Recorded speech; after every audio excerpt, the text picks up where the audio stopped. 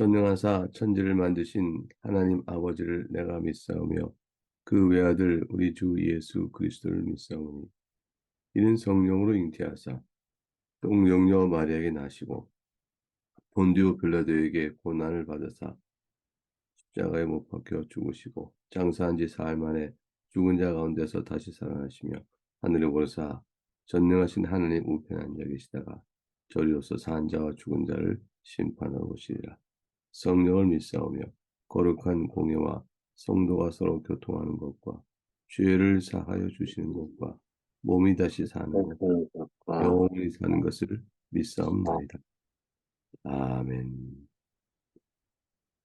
함께 이 시간에 찬송 올리겠습니다. 찬송가 458장,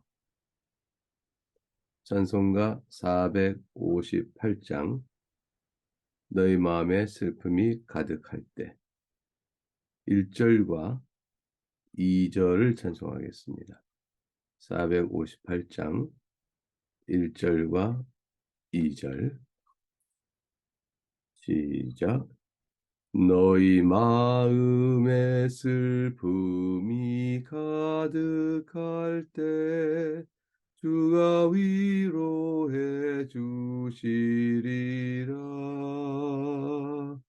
아침 해같이 빛나는 마음으로 너 십자가 지고 가라. 참 기쁜 마음으로 십자가 지고 가라. 내가 기쁘게 십자가 지고 가면 슬픈 마음이 위로받네.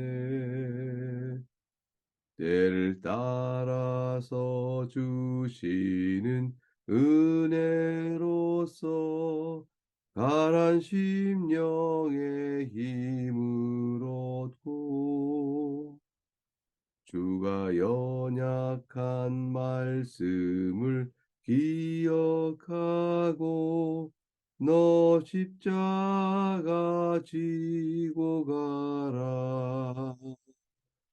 참 기쁜 마음으로 십자가 지고 가라. 내가 기쁘게 십자가 지고 가면 슬픈 마음이 위로받네.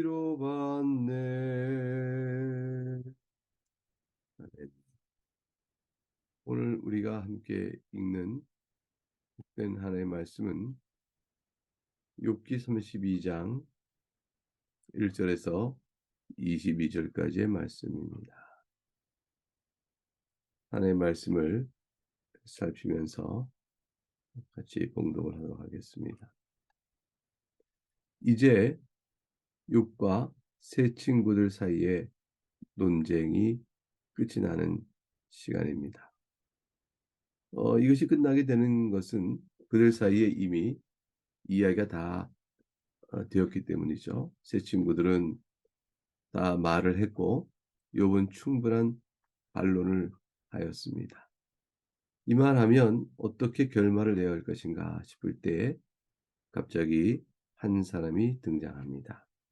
그 사람의 이름은 1절과 2절에 나와 있는 바대로 이와 같습니다.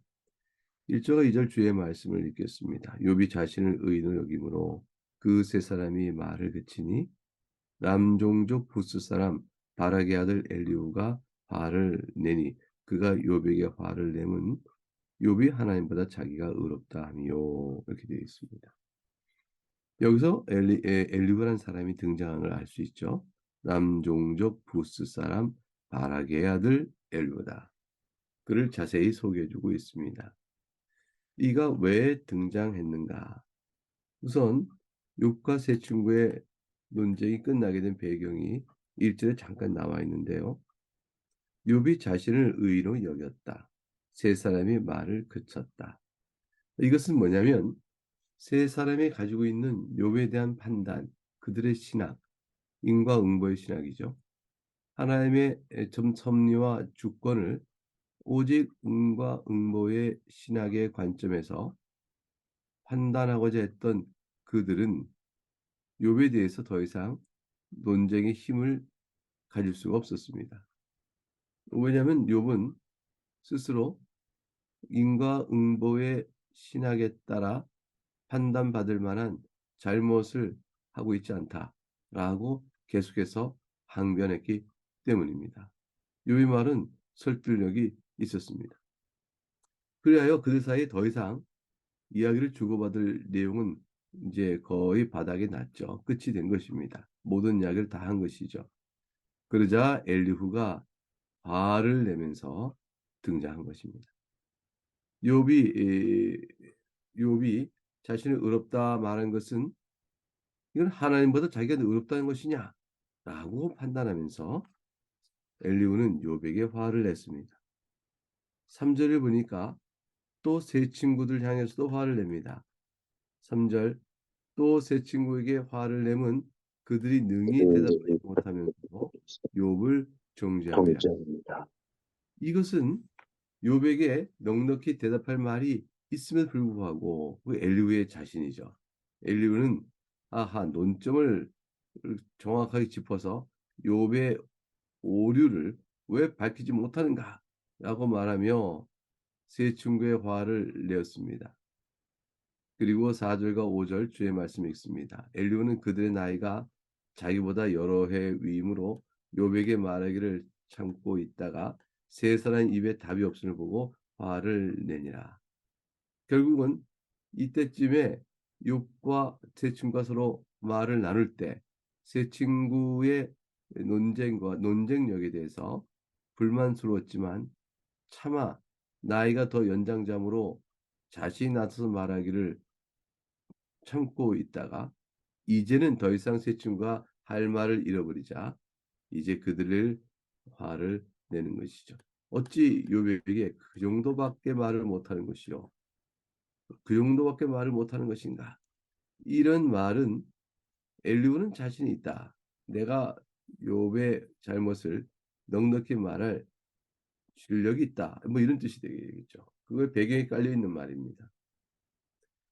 그래서 6절과 9절에 엘리후가 네가 감히 누구기에 욥의 세 친구가 다 당대 지혜론자로 욥과 사귐이 있었던 자들인데 어찌 네가 그렇게 말하는가? 6절과 9절의 주의 말씀을 읽겠습니다. 나는 연소하고 당신은 연로함으로 뒷전에서 나의 의견을 감히 내놓지 못하였노라. 내가 말하기를 나이가 많은 자가 말할 것이요 연륜이 많은 자가 지혜를 가르칠 것이라 하였노라. 그러나 사람의 속에는 영이 있고 전능자의 숨결이 사람에게 깨달음을 주시나니 어른이라고 지혜롭거나 노인이라고 정의를 깨닫는 것이 아니니라. 하나님의 말씀입니다. 결국은 엘리후는 자신의 연소함을 인정하되 그러나 지혜가 어찌 나이에 많고 적음에 따라 달라지는 것인가? 오직 하나님의 영, 지혜의 영이 그에게 깨달음을 주시는 대로 어른이라도 나이가 적은 자의 말을 들어야 될 것이라. 이 얘기를 주장하므로 엘리후 자신의 말에 하나님이 지혜가 주신 하나님의 영에 주신 지혜가 자신에게 있다. 이렇게 이야기하는 것이죠. 자, 엘리후가 도대체 무엇을 말할 수 있을까요? 지금까지 살펴본 욥과 세 친구의 대화를 쭉 살펴본 가운데서 누가 이들 가운데 사람과 사람으로서 지혜를 가지고 이 욥의 질문에 답을 할 수 있겠는가? 욥이 하나님께 갖고 있는 질문의 내용은 하나님 그분 외에는 누구도 답할 수 없다는 것을 우리가 살핍니다. 왜냐하면 욥은 하나님의 섭리에 관하여 묻고 있기 때문입니다. 섭리의 이치를 하나님께서 행하시는 섭리의 이치를 사람이 누가 그것은 이러하고 이거 이러하다라고 밝힐 수 있는 자가 있겠습니까? 아무도 그런 자 있을 수가 없죠. 근데 엘리후가 나선 겁니다. 10절과 12절 주의 말씀을 보겠습니다. 그러면 내가 말하노니 내 말을 들으라. 나도 내 의견을 말하리라. 보라, 나는 당신들의 말을 기다렸노라. 당신들의 슬기와 당신들의 말에 귀 기울이고 있었노라. 내가 자세히 들어본즉 당신들 가운데 욥을 꺾어 그의 말에 대답한 자가 없구나. 이 세 친구들이 이렇게 책망한 다음 이제 내 말을 들으라고 말하죠. 13절에 가게 됩니다. 당신들의 말하기를 우리가 진상을 파악했으니 그를 추구할 자는 하나님이시요 사람이 아니라 하지 말지니라. 문제가 어렵다고 하지 말라는 것이죠. 하나님만이 답을 하실 수 있을 뿐 사람이 누가 말할 수 있겠냐? 라고 말하면서 욥에 대하여 혀를 차며 세 친구 또한 양보하지 않았으니까요. 자기들의 판단을 양보하지 않았으니까요. 저 욥을 다스릴 자는 하나님밖에 안 계시다. 하나님께 답을 하셔야 된다. 이렇게 이야기하지 마라. 왜냐하면 14절 이제 자신이 판단을 해야 될 이유를 이렇게 설명하죠. 하나님의 말씀입니다. 그가 내게 자기 이론을 제기하지 않았으니 나도 당신의 이론으로 그에게 대답하지 아니하리라. 이게 무슨 말씀이냐면 애매하게 얼른 뜻이 들어오지 않습니다. 이것은 욥이 나에게는 말을 하지 않았다. 그래서 내가 말을 참고 있었다. 그러나 내가 욥과 말한다면 나는 당신들처럼은 말하지 않을 것이다. 이런 이야기입니다. 그러니까 욥과 대화를 시도한 세 친구들에게 당신들은 애초에 문제를 잘못 인식했고 따라서 그렇기 때문에 해법도 잘못된 것이요. 나는 당신들처럼 그렇게 잘못하지 않을 것입니다. 이렇게 얘기했습니다. 엘리후의 이 대담한 말, 이 엄청난 말, 이 교만한 듯한 말, 세 친구가 엘리후에 대해서 말을 잃어버리죠. 그래서 15절에 그들이 놀라서 다시 대답하지 못하니 할 말이 없습니다. 세 친구들이 욥과의 대화 속에서 큰 충격을 받습니다. 이제 욥과의 대화 속에서 자신의 지혜를 다했으나 아무 설득력 없는 걸 보게 됩니다. 그런 상황 속에서 엘리후가 나타나 당신들이 문제를 잘못 인식한 것이 해법도 그래서 잘못된 것이요 라고 말하니 이들이 놀라서 과연 그런가? 그 어떠한 욥의 오류를 잘못을 지적해낼 어떠한 다른 설명이 있을 수 있겠는가? 그들이 궁금히 여기게 되고 다시 대답을 거기서 반박하지 못한 채 할 말을 못 찾고 있습니다. 자, 엘리후는 무엇을 말할 수 있을까요? 16절과 17절 이렇게 주의 말씀을 합니다. 주의 말씀을 통해 우리가 16절 말씀을 듣겠습니다. 당신들이 말없이 가만히 있어서 다시 대답하지 아니한즉 내가 어찌 더 기다리라. 나는 내 본문대로 대답하고 나도 내 의견을 보이리라. 이제 하나님의 영이 자신에게 지혜를 주어 저들 세 친구가 말하지 못한 바를 내가 말할 것이니 당신들은 입 다물고 말없이 가만히 있어서 기다리시오. 18절과 20절 주의 말씀입니다. 내 속에는 말이 가득하니 내 영이 나를 압박함이니라. 보라, 내 배는 봉한 포도주통 같고 터지게 된 새 가죽 부대 같구나. 내가 말을 하여 시험할 것이라. 내 입을 열어 대답하리라. 엘루가 얼마나 지금 마음속에 할 말이 가득한지 모르겠다라고 말을 합니다. 하나님의 영이 자신의 영을 압박하여 이제 말할 만한 진리에 요백을 다스려 가르칠 참된 지혜를 가득 부어줬으니 내가 이 말을 마치 막 터지게 될 만큼 부풀어오는 새 가죽 부대 같아서 말을 하지 않고는 견딜 수 없을 것이요. 진리를 내가 바랄 터니 새 친구들은 조용히 잠잠히 들으라. 나이 연배가 어린 자가 동방 그 나라의 때에 연장자를 향하여 이와 같이 감히 말하는 태도의 모습이 엘리후가 과연 무엇을 말할 수 있을까? 이런 의구심을 갖게 만듭니다. 왜냐하면 우리는 지금까지 내용 속에서 사람으로는 욥에게 질문에 답할 자가 없고 욥을 설득할 수 있는 자가 없다는 사실을 잘 보고 인식하고 알기 때문입니다. 그래서 주의 말씀을 보겠습니다. 21절과 22절 나는 결코 사람의 낯을 보지 아니하며 사람에게 영광을 돌리지 아니하리니 이는 아첨할 줄을 알지 못함이라. 만일 그리하면 나를 지으신 이가 속히 나를 데려가시리로다. 이제 엘리후는 아직은 자신이 할 바가 뭔지 내용을 밝히지 않고 있습니다. 엘리후의 말은 무려 37장까지 이어집니다. 오늘 우리는 32장을 보고 있고 내일은 33장을 보겠죠. 내일부터는 내용이 조금씩 나올 것입니다. 근데 이것이 37장까지 이어집니다. 엘리후의 말이 얼마나 긴가 알 수가 있죠. 그걸 통해서 자신이 새 포도주가 탁 터질 것 같은 이러한 상황 속에서 포도주가 터지게 된 새 가죽 부대 같다. 새 가죽 부대라도 견디지 못할 만큼 포도주가 터지게 될 만큼 부풀어 올랐던 상황에 자신의 할 의지, 뭔가를 내놓을 의지를 보였던 그 말을 전개합니다. 무려 37장까지죠. 이제 이러한 내용을 보게 되면 엘리후는 이렇게 말합니다. 나는 아첨할 줄 몰라요. 사람 비유를 보고 사람의 판단을 보고 사람의 성격 보고 말하지 않는 자가 아니요. 나는 오직 하나님 내게 준 지혜에 따라 논리적 신학적으로 판단할 것이요. 당신들처럼 마음이 흔들려 말하지 않을 것이라 말입니다. 엘리후는 이제로부터 우리가 살펴볼 내용 속에서 시작부터 그의 교만성을 잘 드러내고 있습니다. 과연 엘리후가 어떤 설득된 말을 할까? 여러분이 지금까지 읽어오신 욥의 모든 논증에 대해서 친구들이 말한 말을 따라 봤지만 친구들이 아직 논점을 못 잡았구만. 욥의 말은 이것인데 욥에게 이렇게 말해줘야 되는데 여러분 혹시 가진 판단이 있습니까?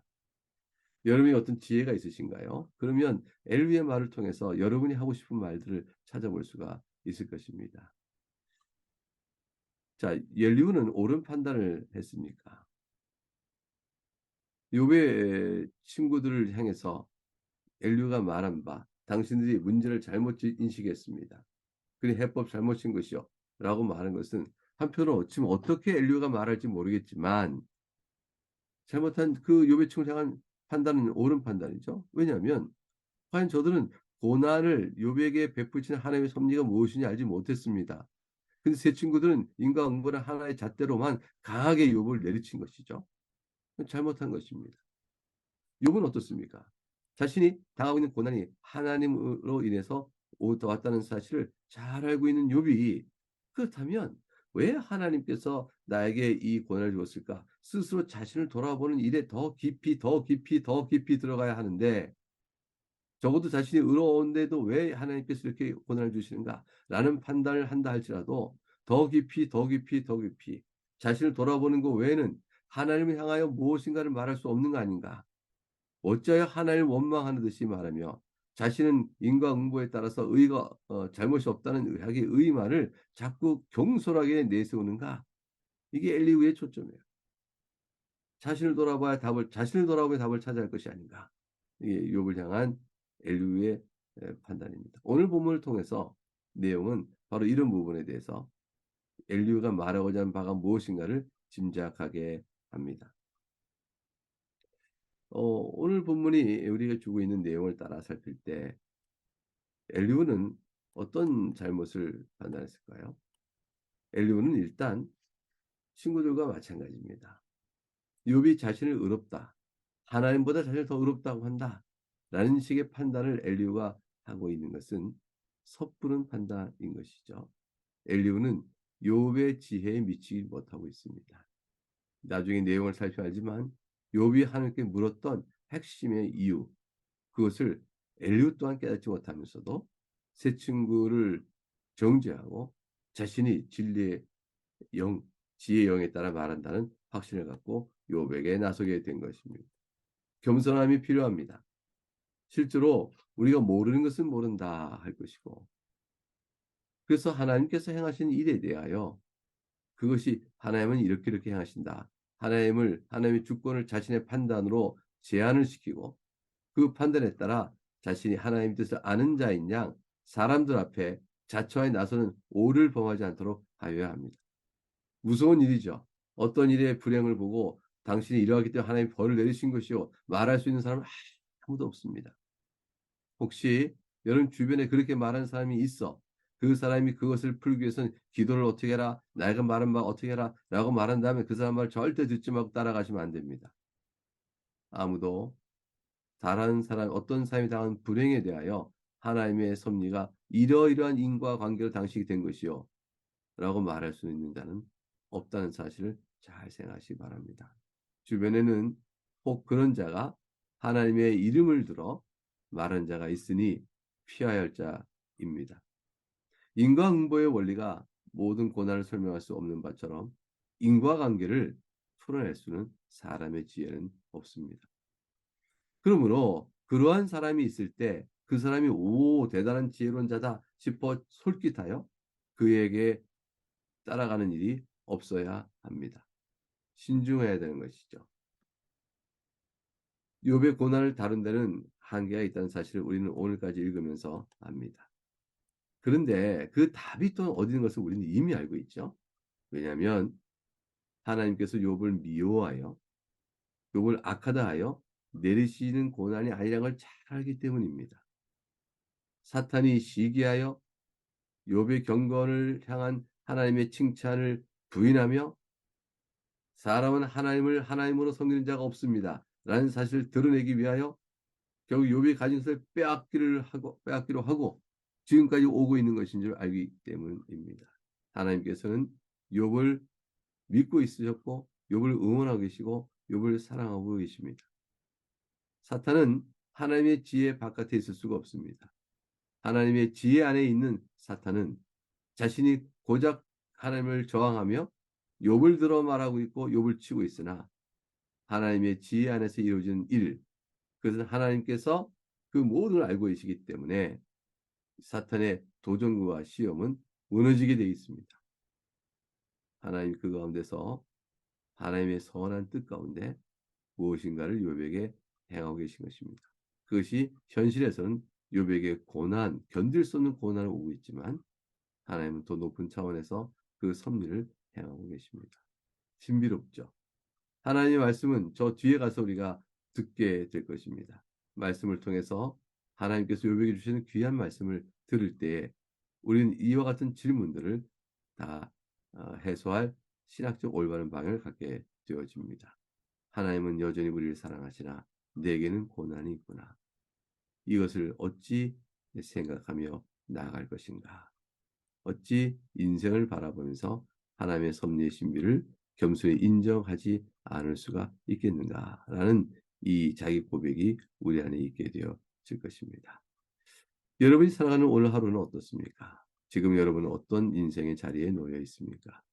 오늘 본문을 통해서 살펴본 쭉 내용 속에 엘리후의 등장으로 나타난 것을 보면서 사뭇 하나님의 섭리의 신비를 풀어내겠다는 자는 그가 어리석은 자라, 그가 교만한 자라는 사실을 생각하고 우린 다만 그 앞에 겸손히 엎드릴 뿐이라는 사실 또한 마음에 두어야 할 것입니다. 여러분의 기도가 겸손한 인정을 뜻합니다. 하나님의 섭리의 신비를 겸손히 인정한다는 것, 뜻을 다 헤아리지 못하여 우리가 감히 말할 수가 없다는 것은 무력한 상태 속에서 절망 속에 빠져 하나님 향해 아무것도 하지 않는 것이 아닙니다. 사랑하는 여러분, 기도가 있습니다. 하나님께서 기도를 우리에게 하라 하신 것은 하나님의 뜻, 하나님의 선하심을 알게 하려 하심이 그 뜻이라는 사실을 기억하십시오. 기도로 하나님의 섭리, 우리를 사랑하시나 내가 고난할 일이 있다 한다면 그 고난의 이유가 뭘까? 하나님 왜 이렇게 주신 것일까? 이런 등등을 알아가며 하나님 앞에 새로운 사랑의 관계 회복이요 위로를 누리는 일은 기도 가운데 있습니다. 오늘도 이 사실을 굳게 믿고 하나님께 간구하며 나가는 이 아침 되기를 바라겠습니다. 다 같이 기도합니다. 하나님 아버지 감사합니다. 아무도 다 헤아려 할 수 없는 하나님의 섭리의 오명과 신비함 그 가운데서 오직 우리는 기도함으로 하나님께서 우리를 사랑하셔 이끄시는 것이 무엇인지를 알아가는 더듬이를 갖게 됩니다. 사랑하는 교우 여러분들이 하나님 아버지 이와 같이 기도함으로 주 앞에 나가는 큰 은혜의 역사 가운데 있도록 주여 도와주시고 이들의 영육간의 형편을 돌아봐 주시옵소서. 이제 내일 주일이면 우리 모든 성도가 모여 예배할 텐데 예배당으로 나오는 그 걸음에 가볍게 하시고 즐겁게 하시고 은혜 받게 하시며 특별히 장로 선거가 있사오니 귀한 종을 선출하는 귀한 자리에 우리의 큰 기쁨을 내려주시길 빌고 원합니다. 감사하고 우리 주 예수 그리스도 이름으로 기도합니다. 아멘. 주님과 같이 기도를 함께 올리겠습니다. 하늘에 계신 우리 아버지 이름이 거룩히 여김을 받으시오며 나라가 임하시오며 뜻이 하늘에서 이루어진 것 같이 땅에서도 이루어지이다. 오늘 우리에게 일용할 양식을 주시옵고 우리가 우리에게 죄 지은 자를 사하여 준 것 같이 우리 죄를 사하여 주시옵고 시험에 들게 하지 마시옵고 다만 악에서 구하시옵소서. 나라와 권세와 영광이 아버지께 영원히 쌓옵나이다. 아멘.